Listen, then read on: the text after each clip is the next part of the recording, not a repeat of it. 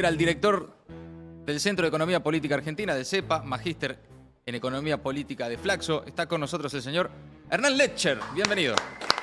Gracias. Acaban de publicar justamente por estas horas un informe con los impactos del primer año de la vigencia, o del año de vigencia, de la ley bases, la desarticulación de los organismos del Estado, de las empresas públicas. Se cumple hoy un año. ¿Cuál es el resultado de esas facultades delegadas al Gobierno Nacional, especialmente al autor intelectual de todo esto, que es Sturzenegger? Yo te diría que tiene dos grandes características. Por un lado, todo lo que tiene que ver con las facultades, porque hay que recordar que la ley bases en realidad incluía un montón de otras cosas. Si me ajusto a la ley base, yo te diría que es claramente regresivo. Tiene características claramente regresivas. Te repaso algunas cuestiones simbólicas. Hay de todo. A ver, en aquel momento se discutía si no era una reforma constitucional. ¿Sabes cuántas normas modificaron? Leyes, estoy hablando. 157. Evidentemente es una reforma constitucional. Claro. Eliminaron, fíjate, y pensá por un segundo, aquellos que no están viendo, ¿a quién afecta? Eliminaron el fondo del Procrear. ¿Quién recibía el Procrear? Bueno, más bien sectores medios, aquellos que tenían tal vez un ingreso registrado, podían pagar una cuota porque era un crédito, es un crédito, bueno, hoy no existe más. Eliminaron el FISU, el Fondo de Integración Sociourbana, es decir, para los sectores de menores ingresos también, sobre todo para la cuestión del hábitat. Sí. Eliminaron el fondo vinculado al Progresar, también para sectores, si querés, populares en términos generales. Eliminaron un organismo que en general la gente no lo conocía demasiado, que se llama ENOSA, que se dedicaba a darte conexiones de agua potable.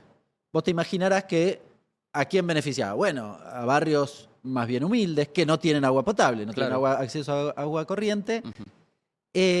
Obviamente no va a venir un privado a hacer esa conexión de agua. Con lo cual, y eliminaron, me corro del mundo y eliminaron una cosa llamada COPREC, que era un área que te permitía una especie de mediación cuando, por ejemplo, no sé, yo tenía problemas con mi prestadora de celular, que cuando vos ves los incumplimientos están en el podio, los celulares, o las prestadoras de servicios de celular. Sí, claro. Todos puteamos. Claro. Bueno, esto me permitía una instancia intermedia, una instancia de mediación con esa empresa. Yo solito podía discutir con la empresa algún incumplimiento. Bueno, eliminaron el COPREC. Fíjate, todo lo que hicieron, todo afecta al común de la gente. En la vida cotidiana, no estoy inflando cosas, ni siquiera mencioné los despidos que hubo, que los hay. Agregale a todo eso todo lo que tiene que ver con la obra pública. Yo me hice un repaso. Sí, a ver. Vos hablábamos de vialidad. Sí. Pero también eliminaron, bueno, recién decía, el Fondo del FISU y el Fondo Procrear, el ENOSA. Eliminaron el Fondo para la Vivienda Social. Eliminaron el fideicomiso, escucha esto, para la red de autopistas seguras. Después cuando tengamos accidente, que nadie se sorprenda, ¿no? Y concesionaron, además hicieron la concesión de corredores viales. Con un esquema donde además estas concesiones le permiten cobrarte en dólares. Cualquier ajuste es en favor del que administra la concesión. Se resuelve cualquier controversia en el extranjero, igual que el RIGI. Es decir, todo un esquema armado para que el riesgo siempre corra a cargo del Estado, es decir, a cargo de nosotros, y sea un negocio redondo para el sector privado. Asociado a todo esto, por eso digo que es regresivo esta norma, ¿no? O todas las facultades delegadas han generado un proceso de regresividad. Además, si lo cruzo con el resto de las cuestiones que estaban en la ley base, por ejemplo, la baja de bienes personales, que la alícuota que se reduce no es la de abajo, porque vos decís, yo tenía una casa y un departamento, pagaba bienes personales. Bueno, a vos seguís pagando lo mismo. Ahora, si yo tenía 5 departamentos en Miami, pago menos. Es decir, te eliminaron el ENOSA y te bajan el alícuota de bienes personales para los que tienen bienes en el extranjero. Y en las últimas horas, Hernán, vemos bueno, la desjerarquización del INTI, el INTA, lo que está sucediendo en general con Vialidad Nacional, pero también con la Agencia Nacional de Seguridad Vial, etcétera. El impacto que eso también va a tener en la vida cotidiana de todos los que viajan por las rutas, de los que transportan mercaderías por las rutas, de la logística de producción, etcétera.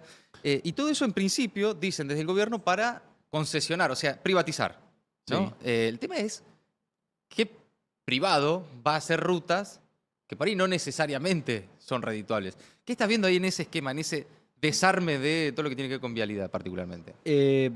Ahí en realidad hay dos cuestiones. Primero, en lo que tiene que ver con vialidad, lo que van a concesionar o lo que va a funcionar es aquello que es rentable. Es Sin decir, duda. la ruta que te pueden cobrar un peaje, Un ahora buen en dólares, peaje, claro. Sí. desregulada, Mm. y que pasa mucha gente y que no tiene rutas alternativas buenas, supongamos, bueno, va a ser un éxito fantástico. Habrá Ahora, privados interesados en ese negocio, claro. claro, ahora la ruta que vaya tal vez a un pueblo con menor acceso, va a estar toda poseada. Ujú. Fin, no hay mucha discusión al respecto, pero además no vas a escuchar a nadie que te diga otra cosa. Ni siquiera en el gobierno. No hay ni siquiera debate. Claro, Al claro. respecto es que te dice, no, va a funcionar, porque vos decís, no, me parece que no. Claro. No, nadie te lo va a decir. Sí, O sea, efectivamente. las rutas nacionales esas que unen pueblos en las provincias, el otro día veía cómo estaba el estado de las rutas nacionales, particularmente en la provincia de La Pampa, etcétera.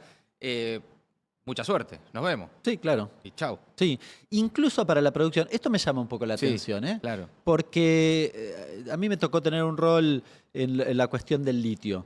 Pienso, no sé, en el salar de Antofalla, que vos decís, está comprobado que tiene alta densidad de litio y demás, ahora no tiene rutas de acceso desarrolladas aún. Entonces yo necesito bajar la salmuera o el carbonato de litio de, no sé, 4.000 metros de altura y no tengo una salida de acceso razonable. ¿Quién la va a hacer? Claro.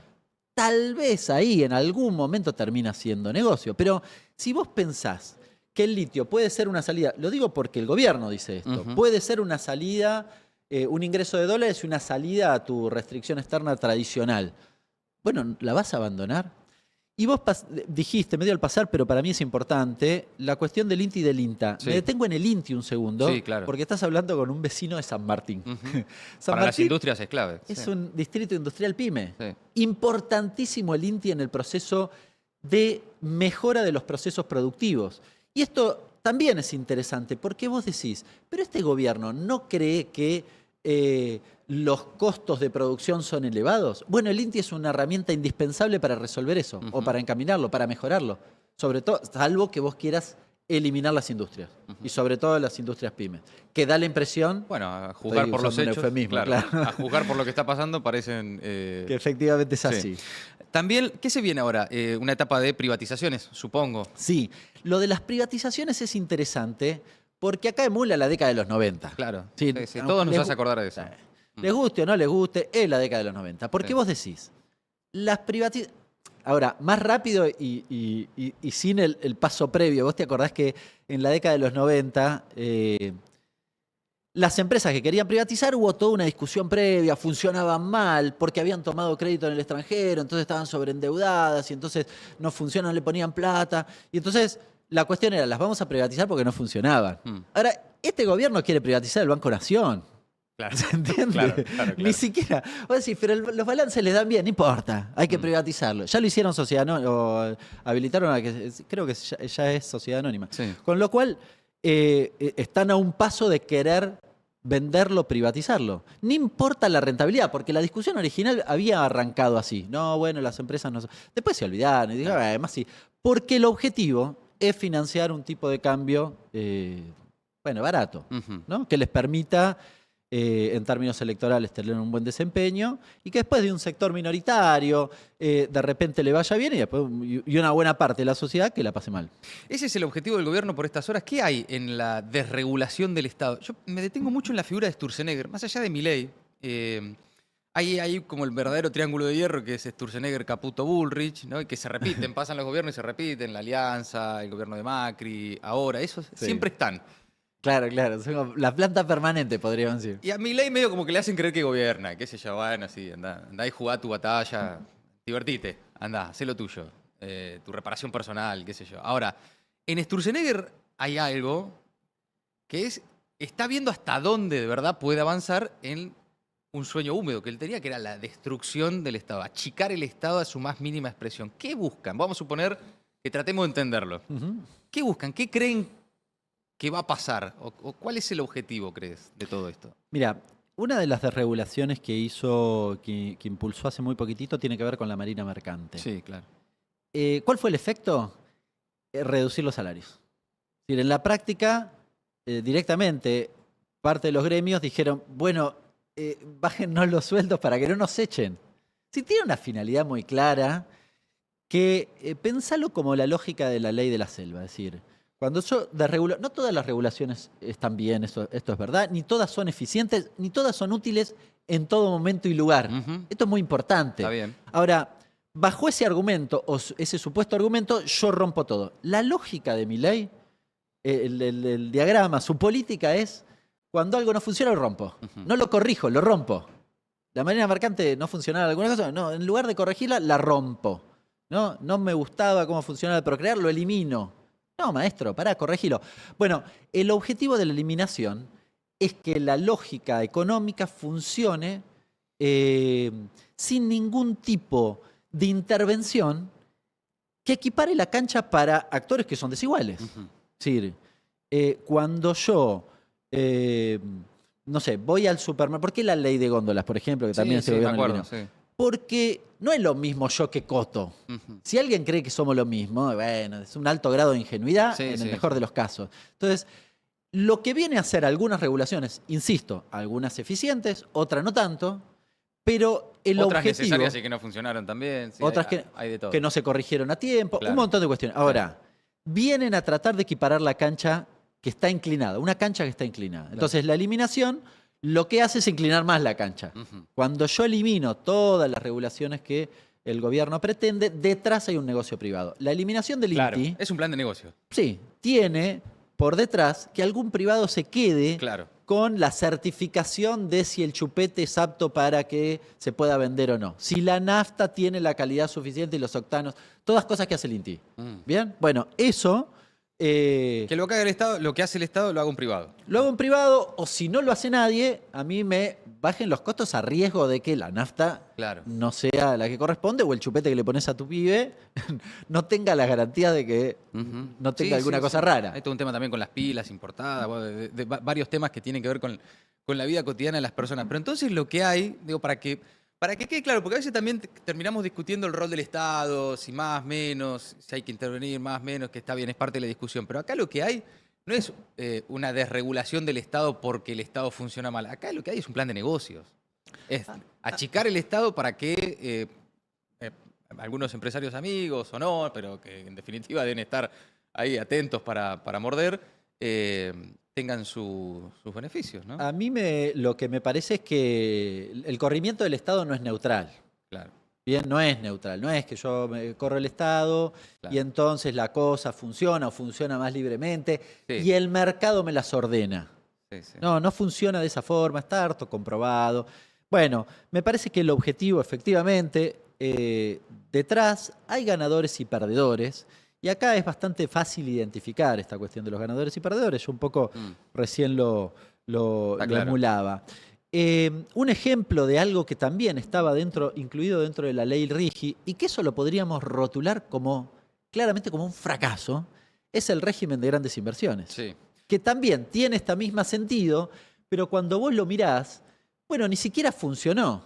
Porque, esto es interesante, porque ni siquiera que yo desregule y elimine el Estado me garantiza el éxito de la política tal como la plantea mi ley. A ver, ahí, se suponía que un Estado corrido era un requerimiento de los grandes inversores para ahora sí venir a la Argentina y poner lo que querían poner, ¿no? Sí.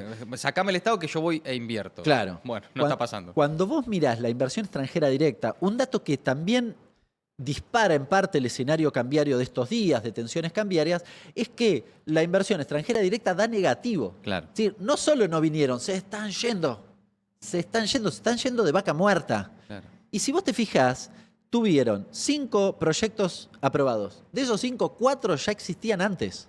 Es decir, no es que vinieron por el RIGI. Ya existían antes y ahora los metieron en el RIGI.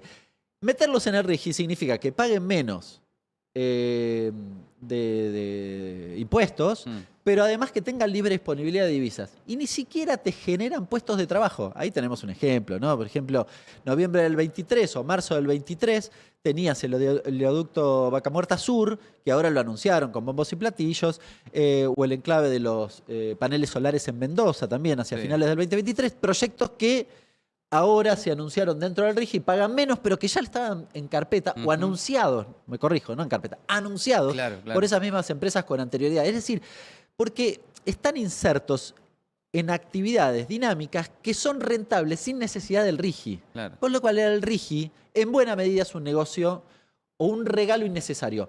Cuando vos haces un proyecto para atraer inversiones, tenés que hacer concesiones. Esto es así. Ahora, a mí me parece que un régimen de inversiones pensado implica atenerte a aquellas cosas que al menos en tu discurso o en tu política o en tu mirada económica crees que son un problema. Si este gobierno cree que el problema era fiscal, bueno, liberale la cuestión de los dólares, incluso no le exijas contratación de personal ni valor agregado local, pero ponete la gorra en la cuestión fiscal. No, en la cuestión fiscal no. Yo, si me preguntás a mí, yo soy más concesivo en cualquiera de esos aspectos, salvo en la cuestión de los dólares. No les hubiese permitido la libre disponibilidad de dólares a partir del tercer año. ¿Por qué? Porque creo que el problema principal de la economía argentina es ese. Bueno, el RIGI otorga todo. Así todo, 4 de los 5 ya existían y el 60% de la guita la pone YPF. La empresa que en esa ley bases original, Milei quería privatizar. Sí, si es por Milei te vendía vaca muerta, él mismo lo dijo antes de ser presidente. Y sin embargo, o incluso, o tal vez por esto, es que cada 4, 5, 6 meses estamos hablando de que el gobierno se queda sin dólares. Sí. ¿No? Es como, cada 6 meses charlamos lo mismo. Che, otra vez se están quedando sin dólares, pero si ya los habían conseguido con un blanqueo, después los consiguieron con la del fondo, después lo consiguieron con no sé qué.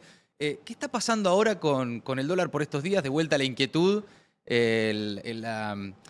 Me parece que generó un impacto el comunicado del JP Morgan, ¿no? ¿Qué estás viendo ahí? ¿Qué está pasando? A ver, ahora vamos a la coyuntura, Sí. pero ¿viste cuando vos querés, no creo que vos lo hayas hecho, Sí. pero de repente querés vender una casa Ajá. y sabés que tiene humedad una habitación Sí. y entonces la pintás?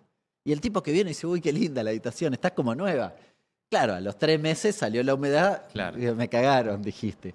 Bueno, el No esquema... me tocó la de vender, pero sí la de alquilar. Bueno, Y la pared estaba divina y a los 3 meses y che, pero pará, me dijeron. claro, te lo hicieron a vos. Sí. Bueno, eso es como el esquema cambiario. Donde le pongo ahí, la pinto, parece que, pero detrás siempre volvemos a foja cero, como vos bien dijiste. Porque es interesante lo que planteaste, porque fíjate que al gobierno le dieron 12.000 millones de dólares del Fondo Monetario Internacional.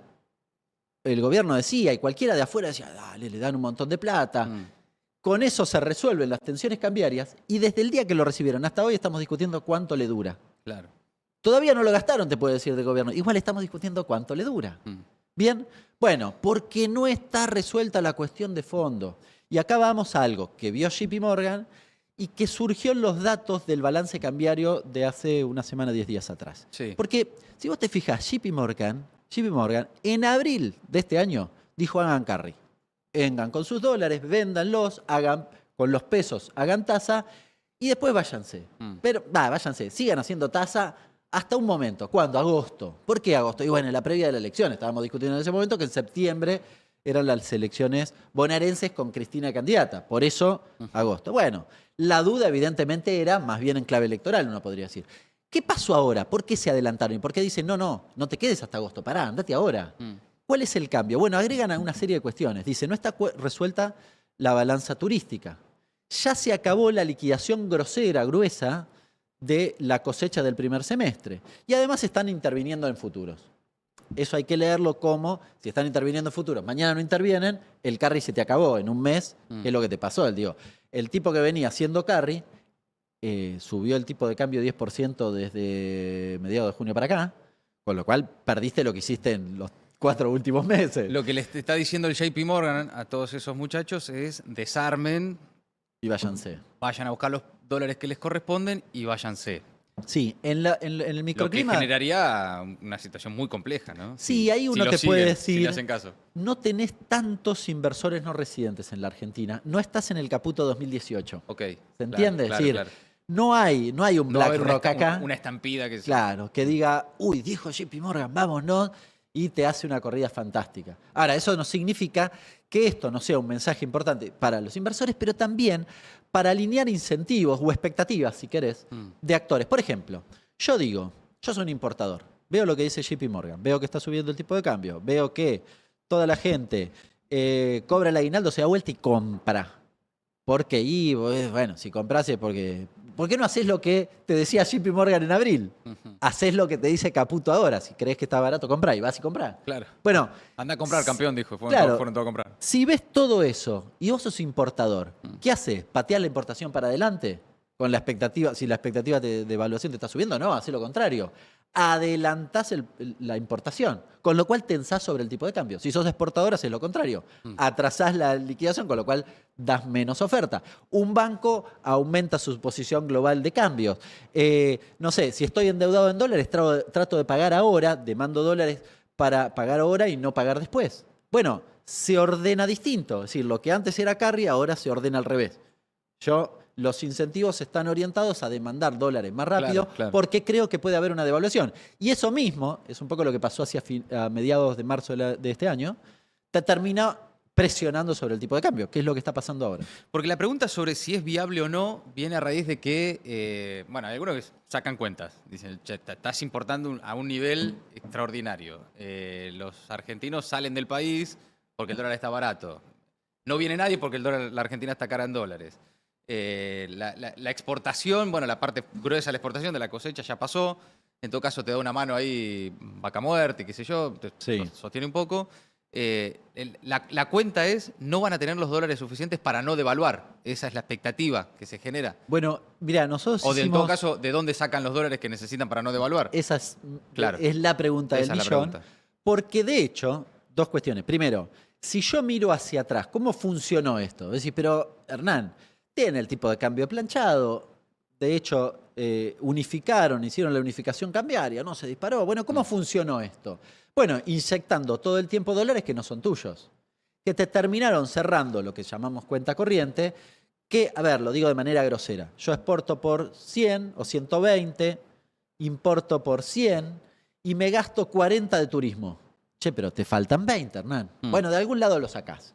Lo sacaste en un momento del blanqueo, ¿sí? Con un mecanismo que prestaban esa plata, entonces tenía menos demanda en el mercado abierto y demás, entonces me compensaba eso. Después pedí un repo, después le pedí la plata al fondo. Bien, todos, y además todo el tiempo le fui diciendo a los agentes que el dólar iba a ir para abajo, con lo cual los incentivaba a que se desprendieran de los dólares. Hicieron hasta el dólar colchón rotundo fracaso. No sé si alguien en este lugar se acuerda de lo que era el dólar colchón, que lo hablamos 3 semanas consecutivas. Sí. Bueno, no pasó con un error de interpretación del propio Caputo, pero digo, todo el tiempo inyectando dólares que no son tuyos. El problema es cuando se acaba esa inyección de dólares.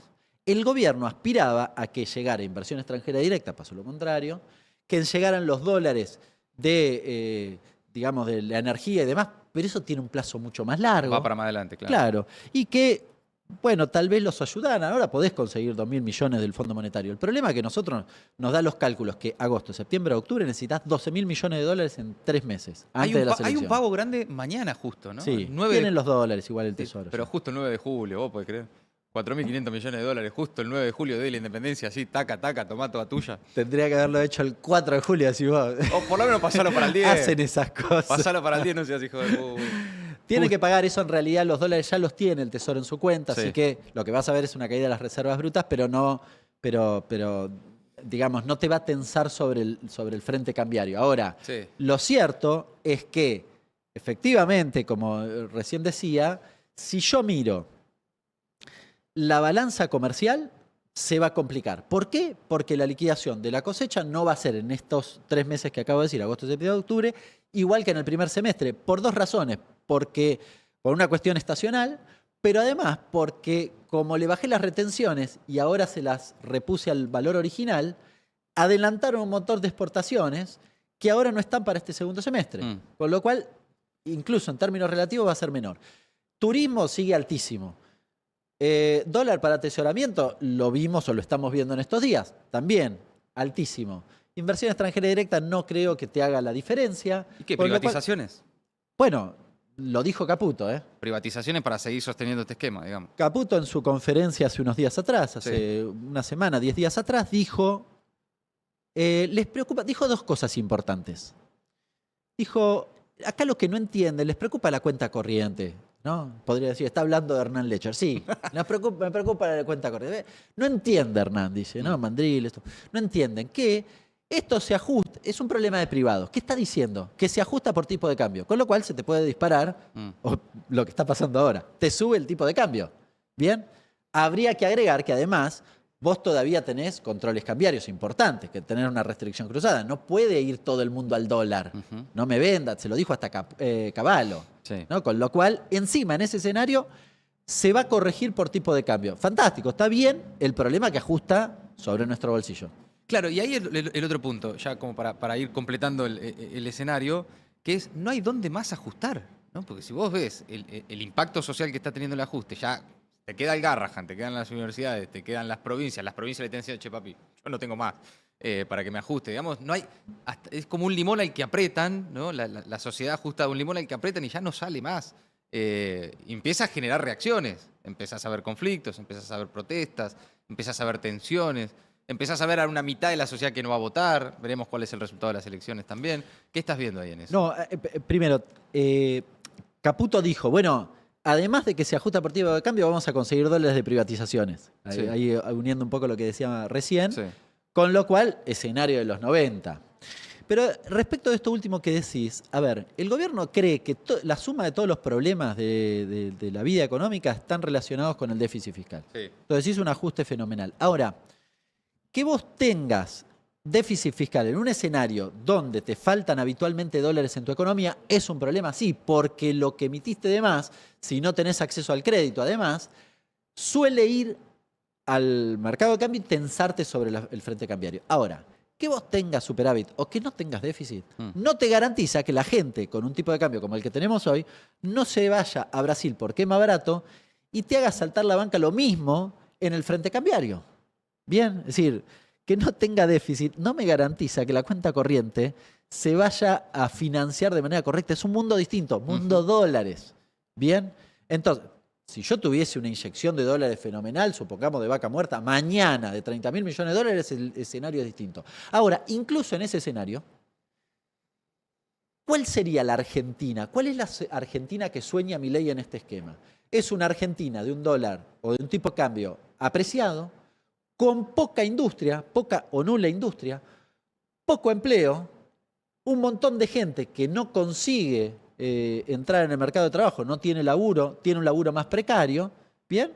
Pero que los dólares alcanzan y no tenés déficit. Fantástico, pero me dejaste un montón de gente afuera. El Claro, gobierno te dice, dos Argentinas. Claro. Una que puede, que llega, una minoría, que es un 30%, y el resto afuera. Sí, 20% lo mide 20. Timerman en una encuesta que dice cuántos tienen capacidad de ahorro. 20%. Claro, el 20% que puede, Que accede que accede, que tiene condiciones hasta para créditos, Claro. cambiar el auto, etcétera, para irse afuera, para adquirir bienes durables y demás, Claro. que es un poco la fragmentación que ves en el consumo hoy. Sí. Si yo gano 3 millones en un hogar hoy, vivo 20% peor que hace 2 años atrás.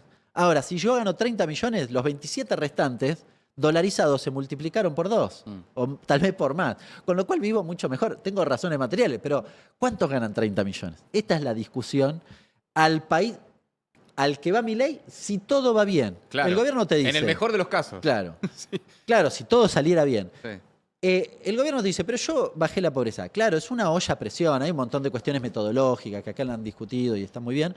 Ahora, además es una olla a presión, porque si mañana el tipo de cambio se te dispara porque vos no tenés dólares, se te acabó el relato de la baja de la pobreza, incluso con esta metodología, y también de la inflación, incluso con esta metodología que no representa los consumos de los argentinos. No está harto demostrado, se lo dijo hasta el Fondo Monetario. Nosotros discutíamos eso hace 1 año y medio atrás, no nos daba bola a nadie. Se lo dijo hasta el Fondo Monetario en el acuerdo. El cambio en la forma que se mide la inflación. Claro, les dijo, chicos, se nota mucho, antes de fin de año corríjanlo. El problema es que ya Si te lo metieron. corregís, claro, sí. Te metieron bajo la alfombra 10 puntos de inflación. Claro. Entonces, cuando los corrijan, si yo mido la inflación con los nuevos ponderadores hoy, no me da diferencias. O sea, la idea de que en 6 meses del año pasado, en el segundo semestre del año pasado, 10 millones de argentinos salieron de la pobreza, es una hipótesis creíble, razonable. ¿Qué ves ahí? No, ahí hay dos cuestiones. El gobierno compara con el 2024, entonces te da mejor. Sí. Ahora, ¿qué dice Salvia, por ejemplo? Dice, mirá que están haciendo cambios metodológicos. No lo digo yo, lo dice Salvia. Yo tengo hasta diferencia en la forma de interpretación, pero Sí. el tipo dice, hay 5 puntos al menos de sobreestimación de la baja de la pobreza. ¿sí? O de subestimación en la medición.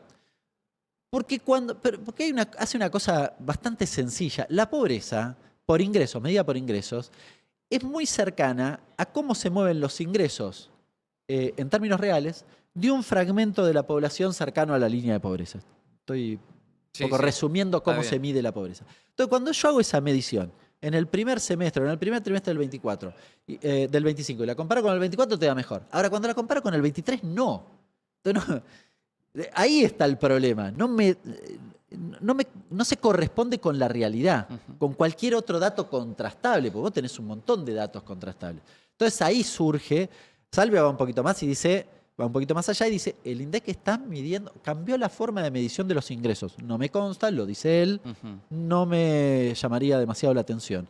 Pero es un tema muy sensible, con lo cual ahí tenés un tema. Y después lo de los ponderadores, que en el caso de la pobreza se mide de manera distinta al de la inflación, pero que también tiene efectos, porque se mide de manera indirecta. En general la gente no lo sabe, pero yo mido una canasta alimentaria, que es una canasta de alimentos baratos, por decirlo de alguna manera, valorizados, y marco una raya, y después marco una segunda raya, que es la canasta básica total, que la hago de manera indirecta, presumiendo en base a una ENGO, que es la encuesta de hogares, que discutimos, que es vieja, que te dice, por cada peso alimentario yo gasto 2 no alimentarios. Si esa canasta está vieja y me dice, no, en lugar de 2 gasto 1,5, me baja la línea de pobreza. ¿Se entiende? Esa es un poco, de manera resumida, el efecto que tiene la mala ponderación sobre la línea de pobreza. Después, además, si encima mido distinto cómo se ponen los ingresos, por esto que decía Salvia, bueno, hay un efecto significativo en la medición de la pobreza, pero me corro de eso y voy a los bifes económicos. Hay una olla a presión vinculada a que todos esos indicadores te dan, como te dan, con todos estos errores, no errores metodológicos, con estas particularidades metodológicas, pero básicamente porque tengo el tipo de cambio planchado. Cuando yo, digamos, levante un poquito la tapa de la olla, el escenario es muy distinto. Hernán, hemos pasado por varios temas, mucho para charlar, que también nos quedará pendiente también para otra conversación, así que gracias por haber venido a Gelatina. Un placer. Gracias. Hernán Lecher.